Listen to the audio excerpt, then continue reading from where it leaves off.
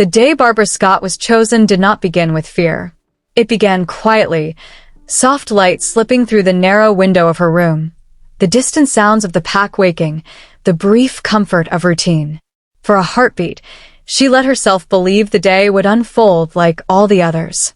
Work, silence, survival. The illusion shattered with footsteps on the stairs. Slow, heavy, deliberate. Barbara sat up as the door opened without invitation.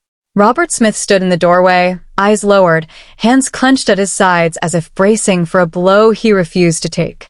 Just behind him, Helen Westling watched with careful stillness, concern arranged too neatly to be real.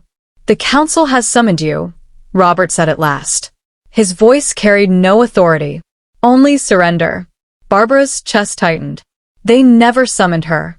She was an Omega without rank, without protection, useful only when something needed to be cleaned, carried, or given up.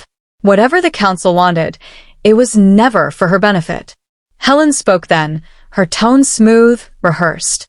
"You should be grateful. Not everyone is chosen for such an honor." Barbara already knew what that word meant. Sacrifice. As she rose from the bed, the weight of it settled over her. Not panic yet, but certainty. The kind that sinks into the bones. Whatever waited beyond the pack borders, whatever name they whispered in fear, she was being sent to face it alone. And far beyond the territory they called safe, something ancient stirred. A king they believed buried, a curse that had been waiting, and a fate no one intended her to survive. Before we continue, if you love forbidden romance, betrayed alphas, and sacrifice to sovereignty stories, make sure to subscribe to Megan Romance Audiobooks, hit that like button, and share this with someone who loves powerful Wolf King tales. You won't want to miss what happens next. Chapter 1. The One They Chose. The council chamber smelled of old wood and older fear. Barbara stood in the center of the room, surrounded by wolves who held her fate in their hands but wouldn't meet her eyes. Sherry Riley sat at the head of the table, her expression carved from ice. Patrick York stood near the window, arms crossed, watching the forest beyond as if he couldn't bear to witness what was happening. Robert Smith and Helen Westling had already taken their seats. Their roles in this finished the moment they'd deliver her. "Barbara Scott," Sherry began, her voice formal and hollow. "The pack faces a threat older than any living wolf can remember. A curse that has slept for generations is stirring again." Barbara said nothing. She'd learned long ago that silence kept you safer than questions. "The curse lands beyond our borders," Sherry continued, "are ruled by something we cannot defeat through force. The elders before us tried. They failed. The only way to keep the curse contained is to honor the old pact." Honor. Another word that meant something different when spoken by those with power. Patrick finally turned from the window. "A life must be offered, willingly given to the king who dwells in the cursed territory." Barbara's pulse quickened. "The cursed king." "A monster," Helen said quickly, her voice tight. "A savage alpha sealed away for the safety of all packs. The curse keeps him bound, but only if the pact is maintained." "And the pact requires a sacrifice," Barbara said quietly. Sherry's gaze was steady, unblinking. "Yes." The room fell silent. Barbara looked at each of them in turn. Robert, who had raised her after her parents died, but never claimed her as pack. Helen, who had given her work, but never protection. Sherry, who ruled with cold pragmatism. Patrick, who couldn't even look at her now. "Why me?" Barbara asked, though she already knew. "You are unclaimed," Sherry said simply. "You have no bond, no protector. No rank. The pact requires someone the pack can release without destabilizing our structure." Expendable. That's what they meant. Barbara's hands trembled, but she kept them still at her sides. "And if I refuse?" Patrick's jaw tightened. "You won't." It wasn't a threat. It was a certainty. Because refusing meant exile. It meant being cast out into territories where lone Omegas didn't survive.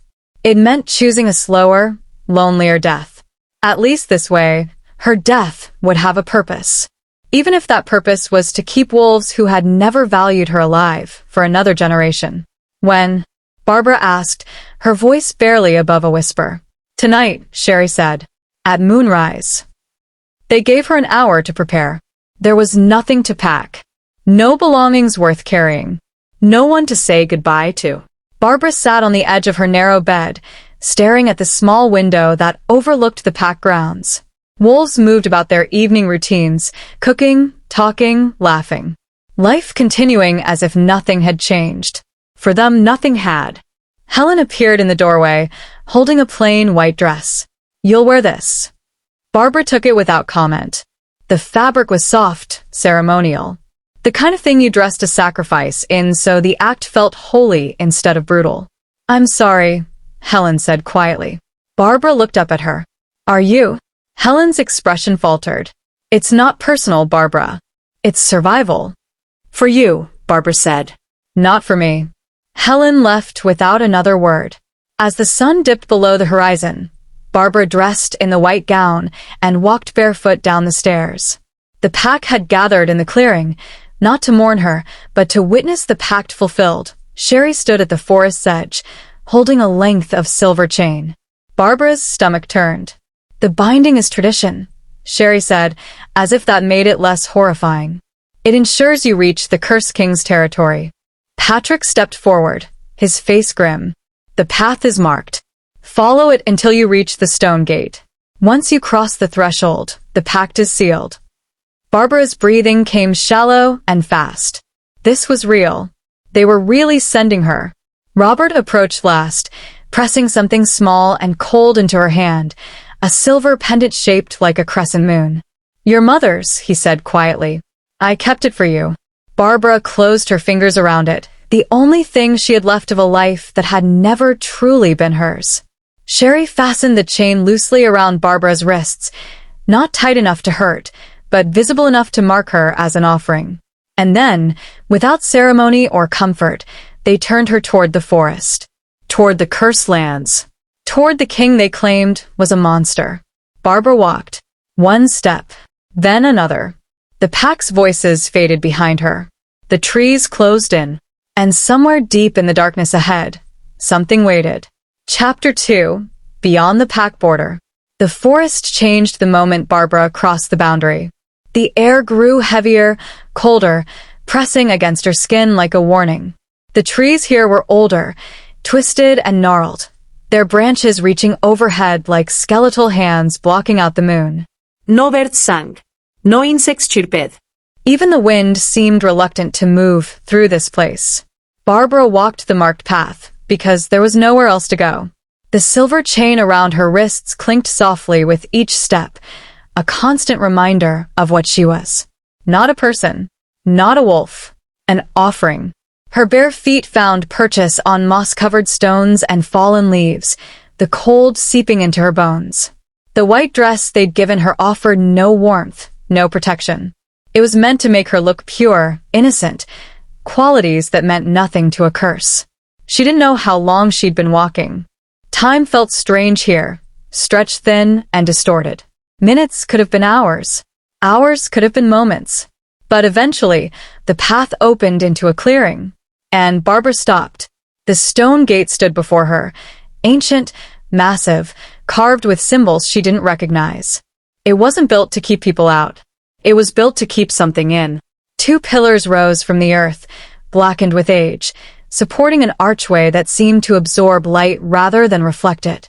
Beyond the gate, the forest continued, darker and more oppressive than anything Barbara had ever seen. This was the threshold. Once she crossed, there would be no turning back. The pact would be sealed. Barbara's hands trembled. She looked down at the silver chain, at the crescent moon pendant still clutched in her palm. Her mother had worn this once, had lived and loved and hoped for something better. And now Barbara stood at the edge of a cursed land, about to be devoured by a monster her pack had created. She took a breath and stepped through the gate. The change was immediate. The air grew thick, almost liquid, pressing down on her chest. The darkness deepened until she could barely see 3 feet ahead. And beneath it all, Barbara felt something watching. Not with eyes, with awareness. Her wolf stirred for the first time since she'd entered the forest, a low, anxious whine that told her to run, to hide, to do anything except keep walking. But there was nowhere to run. So Barbara moved forward, one step at a time, following the faint path that wound deeper into the cursed lands. The trees here were dead, stripped of leaves, their bark blackened and peeling.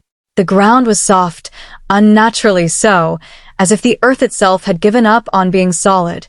And then she heard it. A sound. Low and rhythmic. Breathing. Barbara froze, her pulse hammering in her throat. The breathing grew louder, closer, circling her in the darkness. You shouldn't be here. The voice came from everywhere and nowhere, deep and rough, edged with something that might have been pain or anger or both. Barbara's hands clenched. I was sent. A pause. Then a laugh. Bitter, humorless. Sent. Like a gift. Like an apology wrapped in lies. I don't. Barbara's voice cracked. I don't know what you mean. No, the voice said, quieter now. You wouldn't. Movement in the shadows.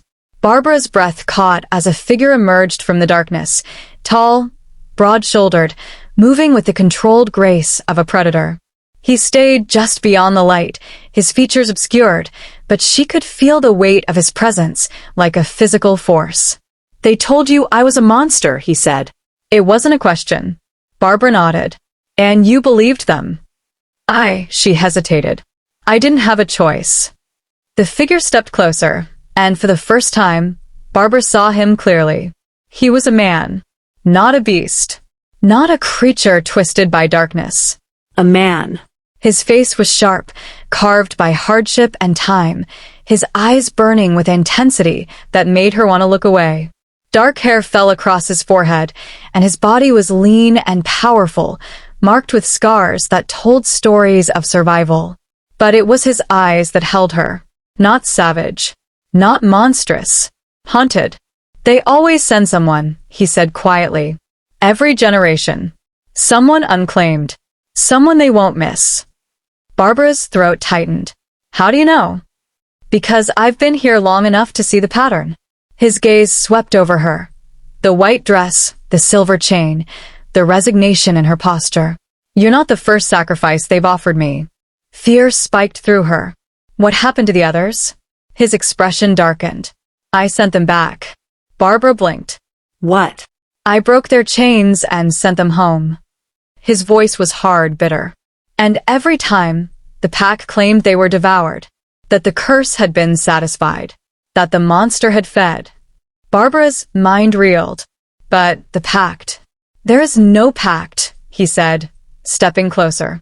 There's only a lie your elders tell to justify what they did to me. What they did. He stopped just in front of her, close enough that she could see the fury burning beneath his controlled exterior. They didn't seal a monster in these lands, Barbara Scott, he said quietly. They buried their king. The words hit her like a physical blow. Barbara stared at him, her breath coming fast and shallow. Who are you? She whispered. His eyes held hers, unflinching. My name is Scott, he said. And I was the Alpha King they betrayed. Chapter 3. The King Beneath the Curse. Barbara couldn't breathe. The Alpha King. The words echoed in her mind, impossible and yet undeniable. She stared at the man before her, scarred, powerful, radiating a dominance that even the curse couldn't fully suppress. That's impossible, she whispered. The Alpha King died generations ago. Is that what they told you? Scott's voice was low, controlled, but beneath it ran a current of rage, so deep it made the air tremble. That I died? That I fell in battle? That I was honored and mourned? Barbara took a step back. They said nothing, Scott interrupted, because to speak my name would be to admit what they did. He turned away from her, his hands clenching and unclenching at his sides, as if fighting for control. I ruled fairly, he said, his voice tight. I protected the packs. I upheld the old laws and kept the peace between territories. And when the council grew ambitious, when they wanted power without accountability, I stood in their way. Barbara's pulse hammered. So they They poisoned me first, Scott said quietly. Wolfsbane mixed with silver, enough to weaken me but not kill me. Then they brought me here, to these lands, and performed a ritual older than the packs themselves. He turned back to face her, and Barbara saw the weight of centuries in his eyes. They bound me to the earth, sealed me alive beneath stone and root and curse. And then they told the world I was dead. Barbara's legs felt weak. How long? 73 years. The number fell between them like a stone into still water. 73 years. Buried alive. Conscious. Aware. The curse keeps me here, Scott continued. Bound to these lands, unable to leave, unable to fully shift, unable to die. My wolf is trapped beneath my skin, clawing to get out but held back by the magic they used. Barbara looked at the scars on his arms, his chest, marks that looked like they'd been carved from the inside out. And every generation, Scott said bitterly, they send someone, an Omega, unclaimed and expendable, to maintain the lie, to prove the curse still holds. But you sent them back, Barbara said softly. I'm not the monster they made me out to be. Scott's jaw tightened. I broke their chains and pointed them toward the border. Most ran. Some tried to report the truth. But the council always silenced them, called them mad, traumatized, unreliable. Barbara's hands trembled. And the ones who didn't run? Scott's expression softened. Just slightly. I kept them safe until they were ready to leave. Fed them. Sheltered them. Gave them a choice. A choice. Something Barbara had never been given. She looked down at the broken silver chain lying at her feet, then back at Scott. Why are you telling me this? Because you deserve to know the truth, Scott said simply. You were sent here to die, or worse, to disappear, so they could pretend they'd saved the pack. But you don't have to accept that fate. He stepped closer, his presence overwhelming but not threatening. I can break your chains, he said quietly. I can send you back just like the others. You can go home. Home. The word felt hollow. Barbara thought of the pack that had chosen her for this. Of Robert, who couldn't meet her eyes. Of Helen, who called it an honor. Of Sherry and Patrick, who had bound her wrists and sent her into the darkness, without hesitation. They'll just send someone else, Barbara said. Scott's expression darkened. I know. And you'll save them too. And the cycle will continue. Forever. Yes. Barbara's chest tightened. That's not survival. That's a different kind of prison. Scott said nothing, but she saw the truth of it in his eyes. He'd been alone for 73 years, saving the sacrifices they sent him, but never breaking free himself. Never being seen as anything more than the monster in their stories. What if? Barbara's voice was barely a whisper. What if I stayed? Scott went very still. What if I didn't run? She continued, her heart pounding. What if we found another way? There is no other way, Scott said, but his voice lacked conviction. The curse can't be broken. I've tried. For decades, I've tried. Maybe you needed help, Barbara said quietly. Scott stared at her, something shifting in his expression, surprise, confusion, and beneath it all, a flicker of hope so fragile it looked painful. Why would you stay? He asked. You don't know me. You owe me nothing. I don't owe the pack anything either, Barbara said. They sent me here to die. You're offering me a choice. That's more than anyone's ever given me. Scott's hands unclenched slowly. If you stay, he said carefully, it won't be easy. The curse affects everything in these lands. Food is scarce. The forest is hostile. And he stopped, searching for words. I'm not the king I was. The curse has changed me. You're still more honorable than the wolves who put you here, Barbara said. For the first time, something like a smile ghosted across Scott's face. You're either very brave or very foolish, Barbara Scott. Barbara blinked. Scott? That's not your family name, he said quietly. I know, but it was mine. And if you're going to stay here, in what remains of my kingdom, then you should carry it. Even if only while you're here. The gesture was small, almost insignificant, But to Barbara, who had never truly belonged anywhere, it felt like being claimed. Not as property, as equals. "Then I'll stay," she said, her voice stronger now. "And we'll find a way to break this curse." Scott reached out slowly, giving her time to pull away. She didn't. His hand closed around hers, warm, solid, real, and for the first time in 73 years, the cursed king wasn't alone. "Then stay," Scott said quietly, his eyes holding hers. "And we'll see if hope is stronger than a curse." Barbara squeezed his hand, and deep beneath the cursed earth, something ancient stirred. The binding that had held for generations trembled. Because curses, like lies, require isolation to survive. And Scott was no longer alone. Chapter 4. The Lie That Built the Council. Scott's domain wasn't what Barbara expected. Deep within the cursed lands, past the dead trees and oppressive darkness, stood a structure that had once been magnificent. Stone walls rose from the earth, partially reclaimed by roots and moss, but still intact. Arched doorways led to chambers carved from rock, and in the center, a great hall stood open to the sky, where the roof had long since collapsed. "This was the old capital," Scott said as he led her inside. "Before the council centralized power. Before they decided one voice was too dangerous." Barbara traced her fingers along the stone walls, feeling the history embedded in them. "You built this." "My grandfather did. I was meant to rule from here, to keep the packs united without controlling them." His voice carried the weight of a future stolen. The council saw it differently.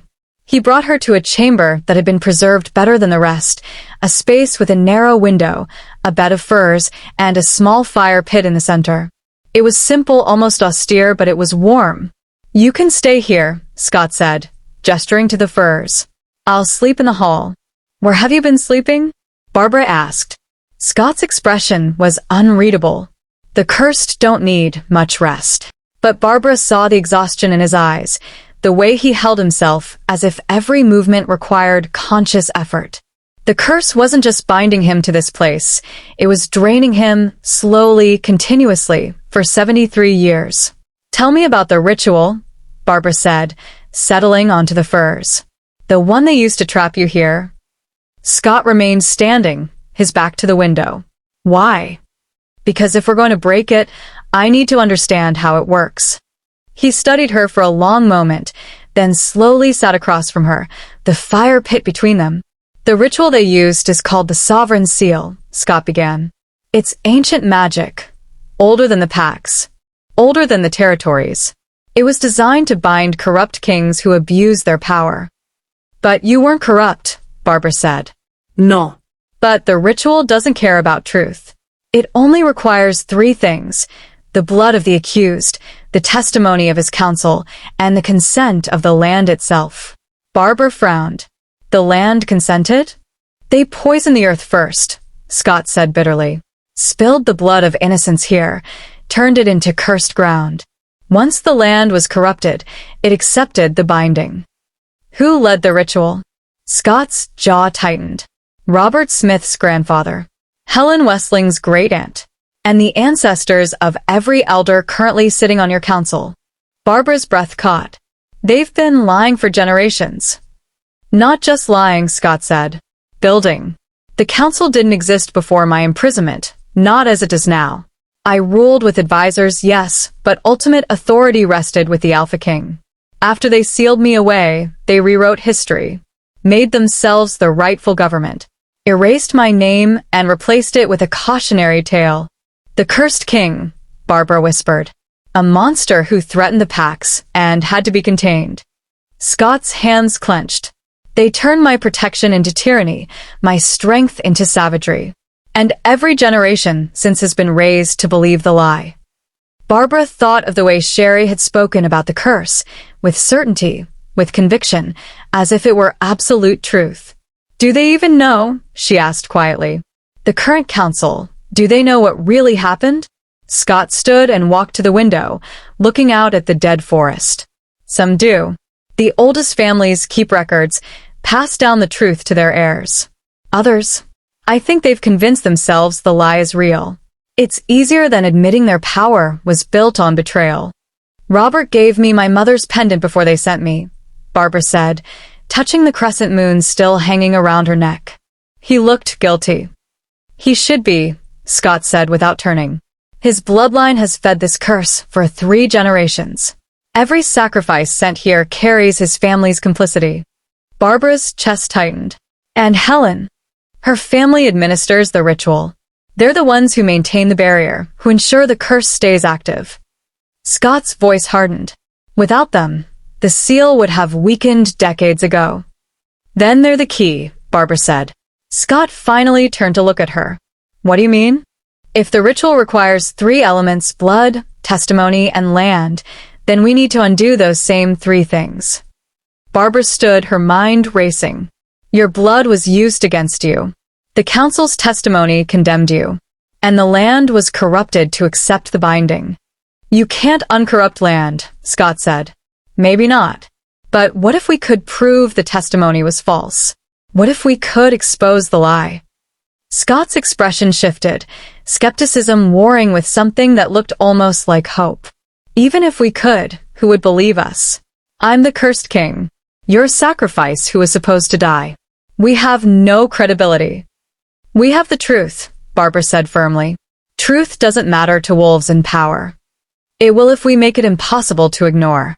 Scott studied her, and for the first time since she'd arrived, Barbara saw something other than resignation in his eyes. Recognition. You're not like the others, he said quietly.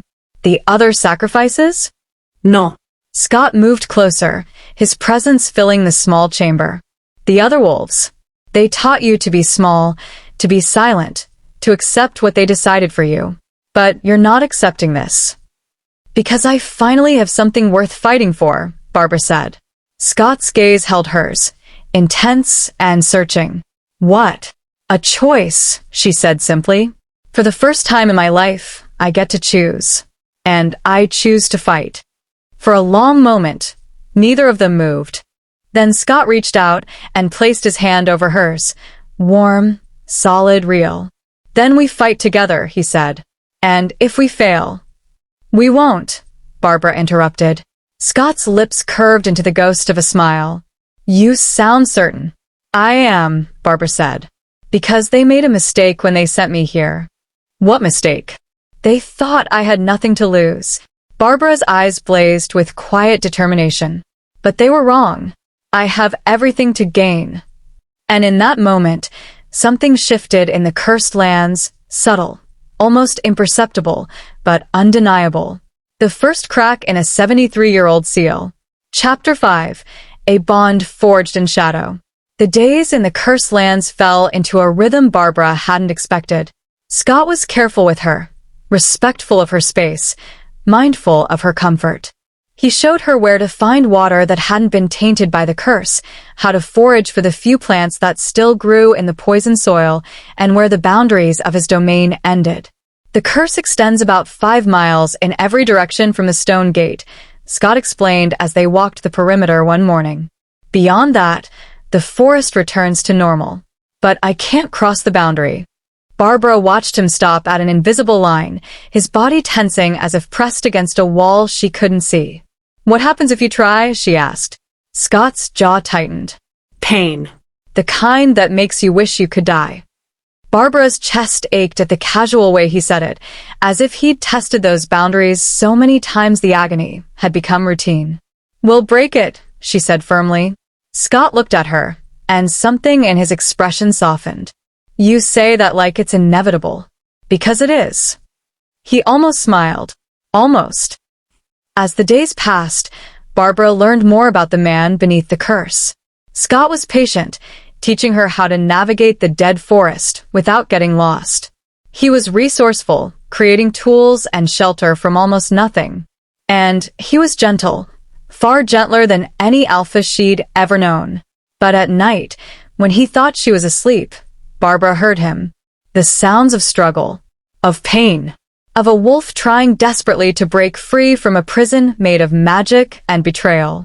One night, she couldn't bear it anymore. Barbara rose from her bed of furs and followed the sounds to the great hall, where moonlight poured through the collapsed roof. Scott stood in the center, his body trembling, his skin rippling as if something beneath it was trying to tear its way out.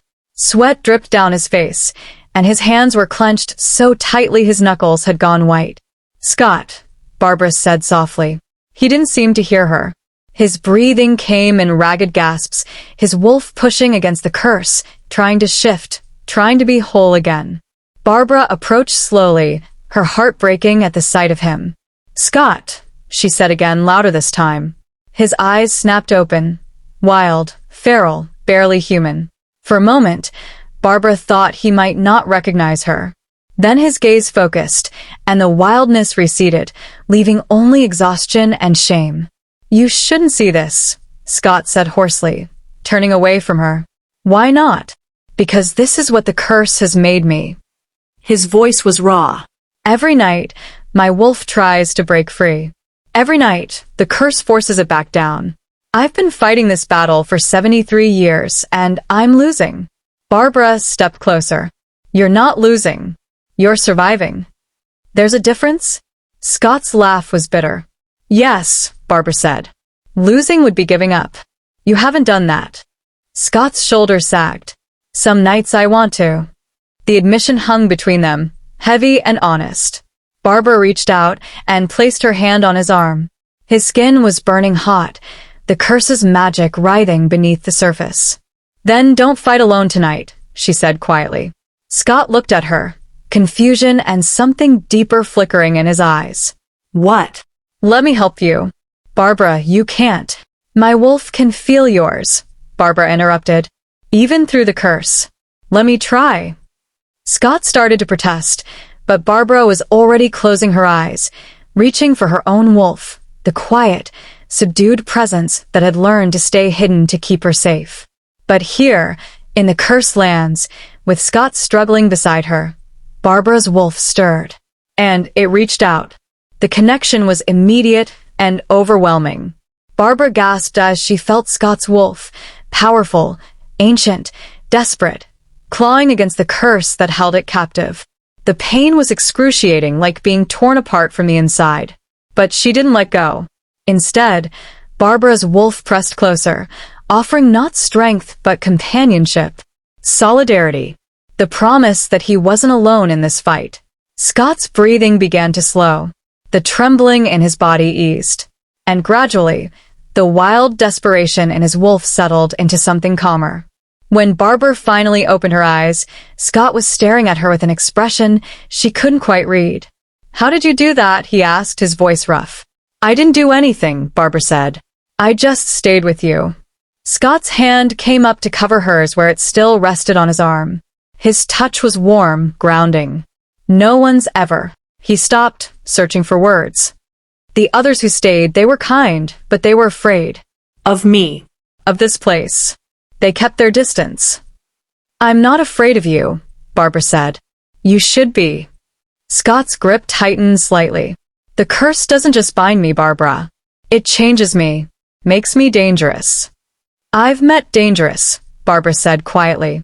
"The wolves who sent me here, without a second thought, they were dangerous. You're just trapped." Scott's gaze held hers, intense and searching. "You see me," he said, wonder creeping into his voice. "Not the curse. Not the monster they made me into. Just me." "Because that's all you are," Barbara said. "A king who was betrayed. Not a monster. Never a monster." For a long moment, neither of them moved. Then Scott pulled her closer, not forcefully, but carefully, as if she were something precious he was afraid to break. Barbara went willingly, resting her head against his chest, feeling his heartbeat steady and strong beneath her ear. "Thank you," Scott whispered into her hair. Barbara closed her eyes, her own wolf settling peacefully for the first time in years. "We're going to break this curse," she said. "Together."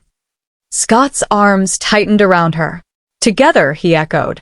And in the darkness of the cursed lands, a bond began to form, not of magic or ritual, but of choice. Two wolves choosing each other. Two souls refusing to be alone. And the curse, ancient and powerful as it was, had never accounted for that. Chapter 6. The curse begins to break. Barbara woke to sunlight. Real sunlight. Not the dim, filtered light that usually struggled through the dead canopy, but actual golden rays streaming through the window of her chamber. She sat up quickly, her heart racing. Something had changed. Barbara stepped outside and stopped, her breath catching in her throat. The forest was different. Not transformed. The trees were still gnarled and dark, the earth still corrupted, but there were signs of life where there had been none before. A patch of green moss growing on a stone. A single wildflower pushing through cracked earth. A bird call in the distance, the first she'd heard since arriving. "Scott," she called, her voice echoing through the ruins. He emerged from the great hall, and Barbara's eyes widened. He looked different too. Stronger.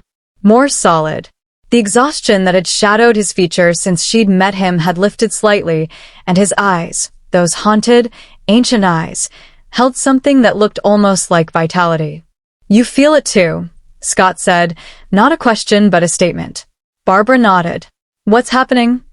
Scott moved to stand beside her, his gaze sweeping across the slowly awakening forest. "The curse is weakening." How? He turned to look at her, and the intensity in his eyes made her breath catch. "You," Scott said simply. "The bond we're forming. It's disrupting the ritual." Barbara's pulse quickened. The ritual required your blood, the council's testimony, and the consent of the corrupted land. We haven't changed any of those things. Haven't we? Scott gestured to the moss, the flower, the birds still singing somewhere in the trees. The land is healing. Slowly, but it's happening. "But we haven't done anything to heal it," Barbara protested. "We have," Scott said quietly. "We've brought something into these cursed lands that hasn't existed here in 73 years. What? Hope." The word fell between them like a benediction. Scott reached out and took her hand, his thumb tracing gentle circles on her palm. "The curse was designed to isolate, to punish, to break. But you chose to stay. You chose to see me as something other than a monster. And that choice, that connection, is poison to the magic that binds me."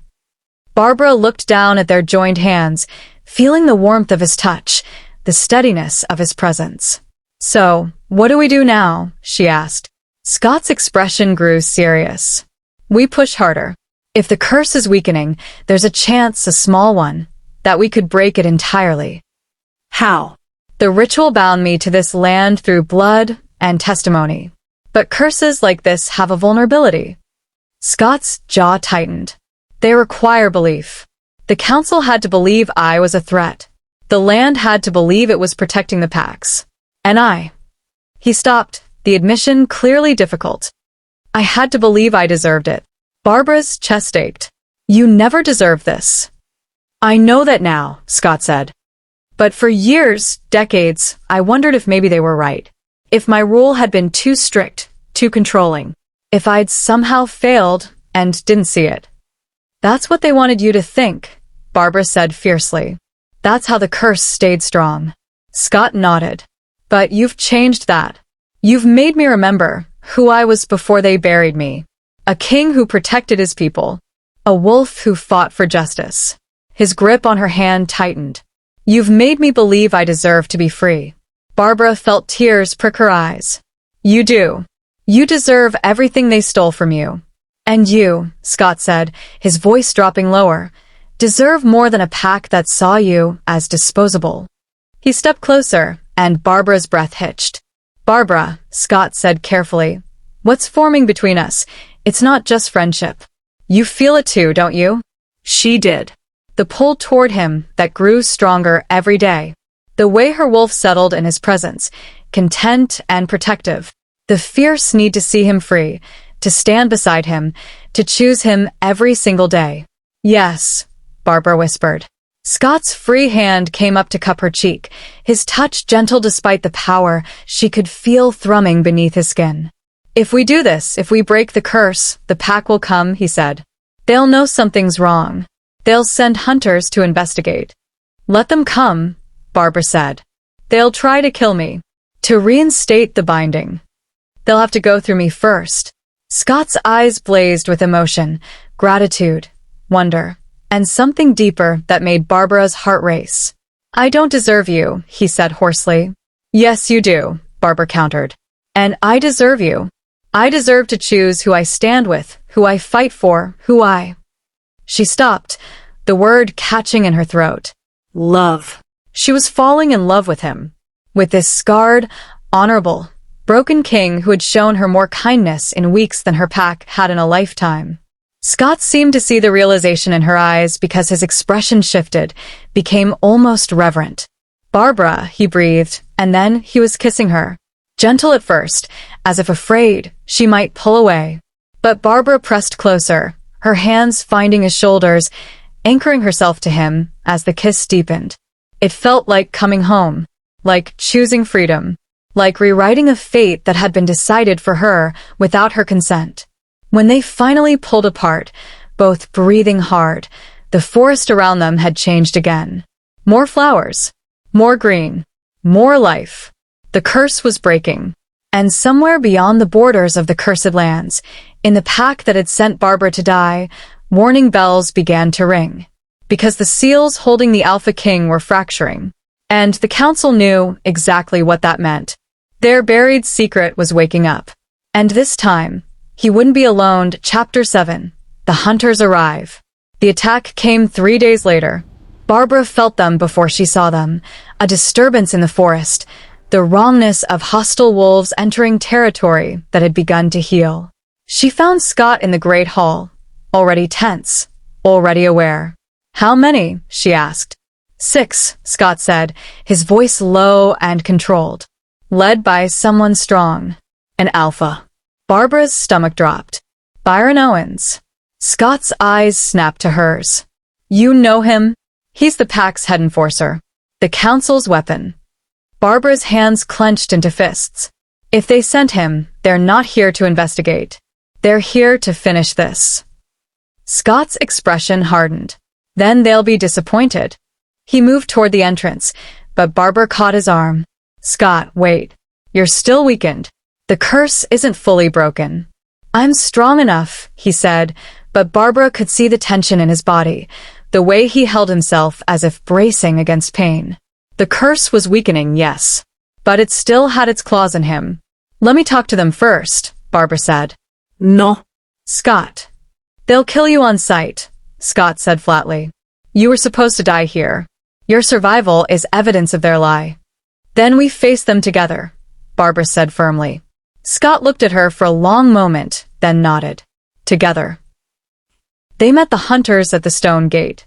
Byron Owens stood at the front, massive and imposing, his wolf's dominance radiating outward like a physical force.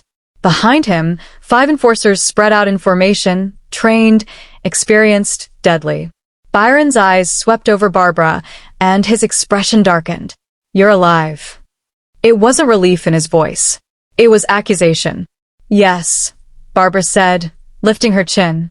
I'm alive. "Then the pact wasn't fulfilled," Byron said coldly. "The curse should have consumed you." "There is no curse," Barbara said. "There never was. Just a king you buried alive and a lie you've been maintaining for 3 generations." Byron's jaw tightened. "Careful, Omega. You don't know what you're talking about." "She knows exactly what she's talking about," Scott said, stepping forward. The effect was immediate.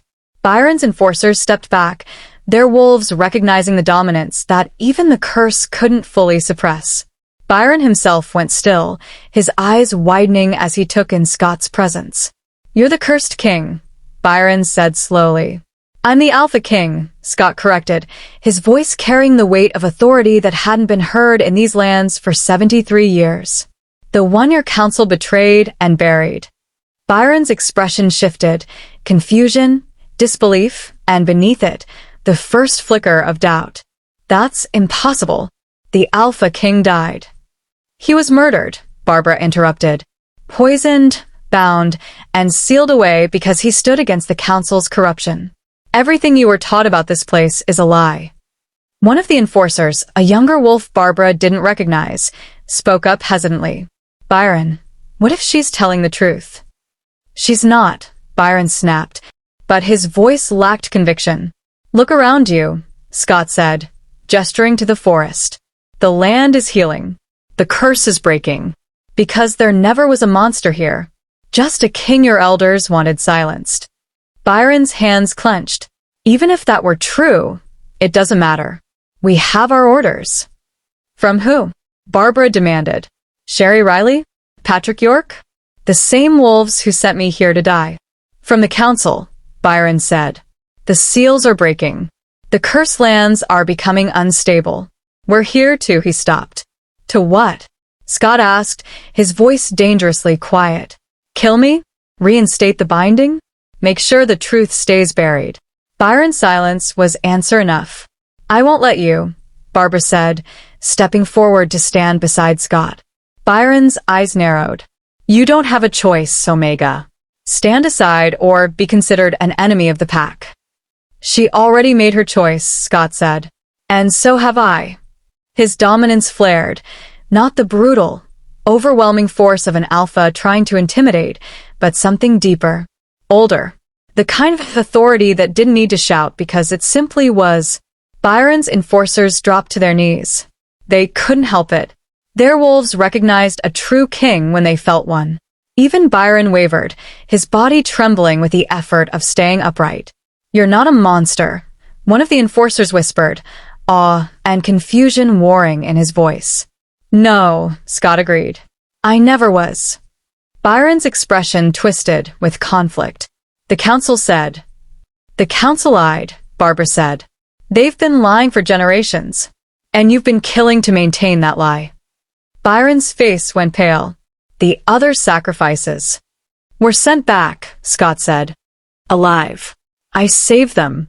And your council silenced them. The weight of that truth landed like a physical blow. Byron staggered, his certainty crumbling.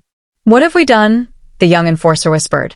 Byron's jaw tightened, and Barbara saw the moment he made his decision. Orders are orders, Byron said, his voice hard. Even if I doubt them, I can't. The arrow came from behind. Barbara saw it in slow motion, black-fletched, silver-tipped, aimed directly at Scott's heart. She moved without thinking. Her body collided with Scott's, shoving him aside as the arrow meant to kill him buried itself in her shoulder instead. Pain exploded through her. Barbara gasped, her legs giving out. Scott caught her before she hit the ground, his face contorted with fury and terror. Barbara. She looked past him to see Helen Westling emerging from the shadows, a crossbow in her hands and cold determination in her eyes. The king dies today, Helen said. One way or another. And behind her, stepping into the cursed lands with ceremonial blades drawn, came Robert Smith and Sherry Riley. The council had come to finish what they'd started 73 years ago. Chapter 8, Rise of the Buried King. The world narrowed to pain and Scott's voice calling her name. Barbara pressed her hand against the arrow in her shoulder, feeling warm blood seep between her fingers. The silver burned, not enough to kill her, but enough to weaken her wolf, to make her vulnerable. Get back, Scott commanded, his voice carrying a resonance Barbara had never heard before. The enforcers scrambled away, even Byron retreating several steps. Scott lowered Barbara gently to the ground, his eyes blazing with fury as he turned to face Helen, Robert, and Sherry. You dare, Scott said, his voice barely above a whisper but somehow deafening. You dare come into my domain and harm what is mine? Helen raised the crossbow again. She's collateral damage. You're the threat that needs to be eliminated. Is that what you tell yourselves? Scott's hands clenched at his sides. That everyone you destroy is just collateral damage? We do what we must to protect the packs, Sherry said coldly, her ceremonial blade gleaming in the dim light. You are a tyrant, a threat to our autonomy. I was your king, Scott said, and I protected you. All of you. From rogues, from rival territories, from your own ambition. Robert stepped forward, his face twisted with something that might have been guilt. You held too much power. One wolf shouldn't control the fate of all the packs. So you created a council, Scott said, and gave that power to yourselves instead. We govern justly, Sherry began. You govern through lies, Barbara interrupted, pushing herself to her feet despite the pain. Scott moved to support her, but she shook her head. You sent innocent Omegas here to die. You silenced the ones who came back. You built your authority on the grave of a king you betrayed. Silence, girl, Helen snapped. You were meant to be a sacrifice. You should be grateful we're giving you a chance to run. I'm not running, Barbara said. And neither is he. The ground beneath them trembled. Everyone froze. What? Byron started, but his voice cut off as the trembling intensified. Cracks appeared in the earth, spreading outward from where Scott stood. The dead trees around them groaned, their roots shifting beneath the soil. The curse, Robert whispered, his face going pale. It's breaking. No, Scott said, his voice resonant with power. It already broke. The moment Barbara's blood hit the cursed earth, freely given, willingly shed to protect him, the final binding shattered. Scott's body convulsed, and Barbara watched in awe as 73 years of suppressed power erupted. His shift was unlike anything she'd ever seen. Not violent, not painful, transcendent. Light poured from his skin as his wolf emerged, massive and magnificent. His fur was midnight black touched with silver, his eyes blazing gold with an authority that made even the alpha wolves present drop to their knees.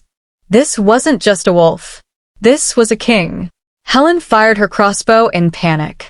Scott's wolf moved with impossible speed, batting the arrow aside with one massive paw. He prowled toward the council members, each step deliberate, each movement radiating controlled fury. Sherry raised her blade. Stand down, beast, or... Scott's growl silenced her. It wasn't loud. It didn't need to be.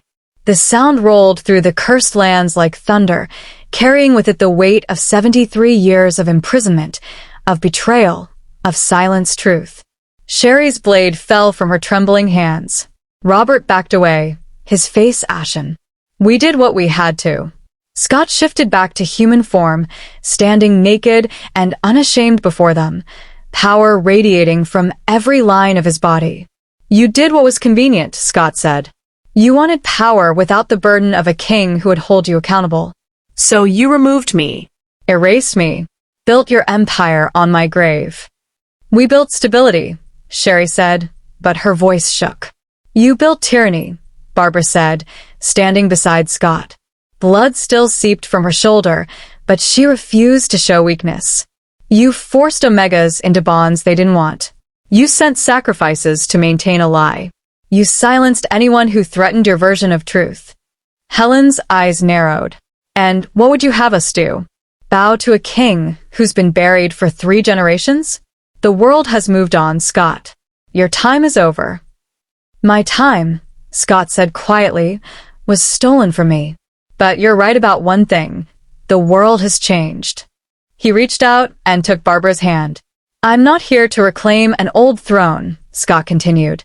I'm here to expose the truth. To show the Pax what you really are. No one will believe you, Robert said desperately. We'll. They already do. Byron stepped forward, his enforcers behind him. The Alpha's expression was conflicted, but his stance was clear. I came here to kill a monster, Byron said slowly. But all I see is a king who was betrayed. He looked at Helen, Robert, and Sherry with disgust. And the real monsters who put him here. Byron, you don't understand, Sherry started. I understand that you've been lying to us, Byron said. That you've killed innocent Omegas to maintain that lie. That you've built your power on murder and betrayal. The other enforcers nodded, their expressions hardening. You're making a mistake, Helen hissed. The mistake was ours, the young enforcer said. Following you blindly, believing your lies. Scott's dominance settled over the clearing like a mantle. You have 2 choices, he said to the council members. You can come with us peacefully, stand trial before the Pax, and confess what you've done. Or... His wolf's eyes flashed gold. Or I let the forest have you. The land you corrupted. The land that's been waiting 73 years for justice. The earth trembled again, roots beginning to rise from the soil, reaching toward Sherry, Helen, and Robert like grasping hands. We choose trial, Sherry said quickly, terror finally breaking through her composure. Scott nodded to Byron, who moved to secure them. Barbara swayed, and Scott was there immediately, supporting her. "The arrow," he said, concern flooding his voice. "Barbara." "I'm all right," she said, though the world was starting to blur at the edges. Scott lifted her carefully into his arms. "Byron, take them back to the pack. Have a healer meet us at the border." "What about you?" Byron asked. Scott looked at the cursed lands, now blooming with life, the dead forest transforming into something green and vibrant. "I'm going home," he said. "For the first time in 73 years, I'm going home." And with Barbara in his arms and the truth finally exposed, the buried king walked out of his prison. Free at last. Chapter 9, Crowned, Not Offered. 3 months later, the territories looked different. Not in structure. The forest still stood, the pack grounds still sprawled across familiar land, but in atmosphere. In truth. Barbara stood in the council chamber, her shoulder fully healed, watching as the old seats of power were dismantled one by one. The trial had been swift and brutal. Sherry Riley, Helen Westling, and Robert Smith had confessed under the weight of undeniable evidence. Byron's testimony, the historical records Scott had preserved, and the testimonies of 3 former sacrifices who had been silenced but never truly broken. The packs had been horrified. Some had denied it at first, clinging to the comfortable lie they'd been raised with. But the truth was impossible to ignore once spoken aloud. Their council had murdered their king, had maintained that lie for 73 years, had sent innocent Omegas to die to preserve their power. The 3 former council members now lived in exile, stripped of rank and authority, forbidden from ever holding power again. Some had called for execution. Scott had refused. "Let them live with what they've done," he'd said. "Death would be mercy." Barbara had agreed. Now, she watched as Patrick York, one of the few council members who had genuinely not known the full truth, addressed the assembled packs. "We were wrong," Patrick said, his voice heavy with shame. "We trusted without questioning. We followed without investigating. And innocent people suffered because of our blindness." The crowd was silent, absorbing the weight of his words. "The council as it existed is dissolved," Patrick continued. "In its place, we propose a new structure, one with accountability, transparency, and the voices of all packs, not just the powerful." Murmurs of approval rippled through the assembly. "And," Patrick said. Scott continued, his voice softening. "She chose to stay. She chose to fight. She chose to see the truth when everyone else had accepted the lie." He turned to face her fully, and Barbara's breath caught at the emotion in his eyes. She broke a 73-year-old curse not with magic, but with hope, with choice, with a bond freely given instead of forced. Scott dropped to one knee, and the chamber went silent. "Barbara," he said quietly, "you were offered as a sacrifice. But I'm asking you now, not as a king to his subject, but as a wolf to his equal. Will you stand beside me? Not as property, not as obligation, but as my chosen mate? My queen." Tears blurred Barbara's vision. A queen. Not because she was forced, not because she had no choice, because she was asked. "Yes," Barbara said, her voice clear and certain. "Yes." Scott rose and pulled her into his arms, and the chamber erupted in cheers. When they finally pulled apart, Scott addressed the crowd once more. "Let this be the first law of the new era," he said. "Wolves are not property to be offered or taken. They are individuals with the right to choose their own fate." The packs roared their approval. And as Barbara stood beside Scott, no longer a sacrifice, no longer invisible, but a queen who had chosen her own crown, she felt something she'd never experienced before. Freedom. Not freedom from responsibility or hardship, but freedom to choose, to fight, to love, to stand beside a king who saw her not as weak, but as equal. That evening, as the celebrations continued below, Barbara and Scott stood in what would become their new chambers, a space in the rebuilt capital, overlooking the territories they would protect together. "Are you ready for this?" Scott asked, his arm around her waist. Barbara leaned into him, feeling the steady beat of his heart. "I've been ready my whole life," she said. "I just didn't know it until I met you." Scott pressed a kiss to her temple. "They sent you to silence me. And instead, I helped you roar," Barbara said with a small smile. Scott laughed, a real, genuine sound of joy that Barbara had worked months to coax from him. "The buried king and the offered sacrifice," he mused. "No," Barbara corrected, turning to face him. "The risen king and his chosen queen." Scott's eyes blazed with love and pride. "My queen," he agreed. And as the moon rose over the territories, casting silver light across lands that were finally healing, Barbara knew one truth with absolute certainty. She had been sent as a sacrifice to a cursed king. But she had found a broken man and helped him become whole. She had been offered to keep a lie alive. But she had chosen truth instead. And in choosing him, in being chosen by him, she had discovered something the council never understood. The greatest power isn't taken. It's given freely. By choice. Always by choice. Epilogue, 1 year later. The gardens had been Barbara's idea. Where the cursed lands once stood, dead and poisoned, now bloomed the most beautiful sanctuary in all the territories. Flowers of every color carpeted the earth, fruit trees heavy with harvest-lined pathways of white stone, and in the center, a memorial stood. Not to mourn the dead, but to honor the survivors. Barbara walked the familiar path, her hand resting on the gentle swell of her belly. 6 months along, and their child already had a strong kick, Scott's wolf blood running true. She stopped at the memorial, a circular wall of polished stone inscribed with names. The names of every Omega who had been sent to the cursed lands over 73 years. Some had returned and been silenced. Others had disappeared entirely, their fates unknown. But now, finally, they were remembered, acknowledged, honored. "I thought I'd find you here." Barbara turned to see Scott approaching, his expression soft in the golden afternoon light. He'd changed over the past year. The haunted shadows had faded from his eyes, replaced by something peaceful. "Content. I wanted to pay my respects," Barbara said as he wrapped his arms around her from behind, his hands settling over hers on her stomach. "They would be proud of you," Scott said quietly. "Of what you've built." The Omega Sanctuary had been Barbara's first act as queen. A place where any Omega, bonded or unbonded, with wolves or without, could find shelter, education, and, most importantly, choice. No one would ever again be forced into a situation because they lacked options or protection. "We built it," Barbara corrected. "Together." Scott pressed a kiss to her neck. "The council meeting is in an hour."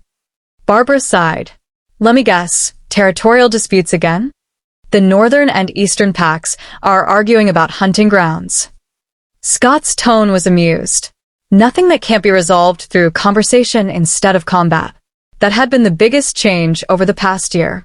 Conflicts that would once have been settled through dominance and force were now mediated through the reformed council, where every pack had representation, where Omegas sat as equals, where even the king's voice was one among many. It wasn't perfect. There were still wolves who resented the changes, who longed for the old ways. But slowly, steadily, the territories were healing. "How are our guests?" Barbara asked. Scott's expression brightened. "Settling in well. Maya says she's never felt safer anywhere." Maya was the latest Omega to arrive at the sanctuary, sent by her pack as a potential sacrifice to a neighboring territory's protection ritual. But word of the new laws had spread, and she'd fled instead, knowing she'd find safety here. She wouldn't be the last. "Your Majesty! Your Majesty!" They turned to see a young messenger running toward them, breathless and excited. "What is it?" Scott asked. "The Southern Territories," the messenger panted. "They've just passed the Omega Protection Act. Following our model exactly." Barbara's heart soared. "They voted it through?" "Unanimously," the messenger confirmed. "Alpha Marcus himself sponsored it." He said. The young wolf consulted his notes. He said that if a buried king could rise and a sacrificed Omega could become queen, Then perhaps it was time all the territories learned what true strength looked like. Scott squeezed Barbara's hand. The changes were spreading. Slowly, yes. But spreading nonetheless. Thank you, Barbara told the messenger. Please send our congratulations to Alpha Marcus. As the messenger hurried away, Scott turned Barbara to face him. Do you remember what you said to me? He asked. In the cursed lands, that first night? I said a lot of things, Barbara replied with a slight smile. You said maybe I needed help, Scott said. That maybe I couldn't break the curse alone. Barbara nodded, remembering that moment. The fear, the uncertainty, the desperate hope. You were right, Scott continued. About more than just the curse. I needed help to heal, to trust again, to believe that not all wolves were corrupt, that not all power was poison. He placed his hand over their child, his eyes shining. You saved me, Barbara. Not just from the curse, but from becoming the monster they wanted me to believe I was. Barbara's throat tightened. And you saved me from believing I was worthless. You were never worthless, Scott said fiercely. Never. I know that now, Barbara said. Because you showed me. Every day you show me. A commotion from the direction of the palace drew their attention. Laughter, music, the sounds of celebration. What's happening? Barbara asked. Scott grinned. Byron and his mate are having their bonding ceremony. He invited the entire court. Byron had become one of Scott's most trusted advisors. His guilt over serving the corrupt council transformed into fierce dedication to the new order. His mate, a fierce beta named Claire, had been one of the wolves who'd helped expose the council's lies. We should go, Barbara said. In a moment, Scott said, pulling her close. I want to stay here with you. Just for a moment more. They stood together in the garden, surrounded by life that had grown from death, hope that had risen from despair. Do you ever regret it? Scott asked quietly. Staying? Choosing this life?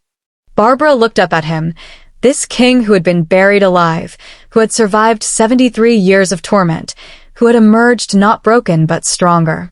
This wolf who had given her choice when everyone else had given her orders. This man who loved her not because she was convenient, but because she was herself. Not for a single moment, Barbara said. Scott smiled.